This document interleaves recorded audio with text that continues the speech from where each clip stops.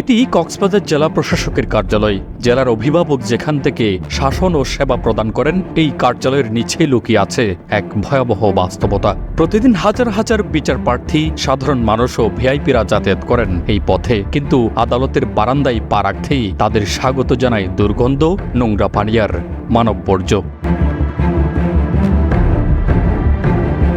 Safety tank ফেটে গেছে, নোংরা পানি ছড়িয়ে পড়েছে বারান্দা জুড়ে। এটা কি শুধুই অবহেলা, নাকি আমাদের ব্যবস্থার ব্যর্থতার নগ্ন প্রকাশ?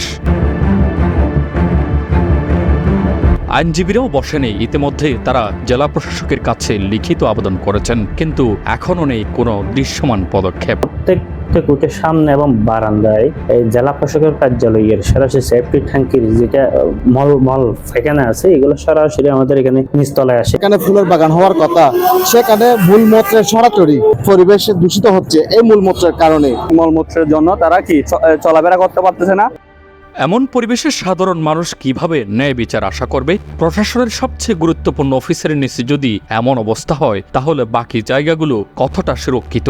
এমন প্রশ্ন মানুষের। তবে জেলা প্রশাসক এ বিষয়ে টেলিগ্রাম নিউজকে বলেছেন, এটি মূলত পাবলিক অফিস হওয়ার কারণে প্রতিদিন হাজার হাজার মানুষের যাতায়াত হয়। এটি মূলত মেইনটেনেন্সের দায়িত্ব পিডব্লিউডির। এ বিষয়ে পিডব্লিউডি-কে দ্রুত অবগত করা হবে। আমাদের এখানে তো পাবলিক অফিস, প্রতিদিন হাজার হাজার লোকজন আসে, বাট বিল্ডিংটা মেইনটেনেন্সের দায়িত্ব হচ্ছে পিডব্লিউডি।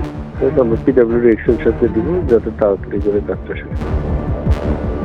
সমস্যা লুকিয়ে রাখলে সমাধান আসে না। অ্যাডভোকেট ও সাধারণ মানুষরা চান দ্রুত এই সমস্যার সমাধান করা হোক।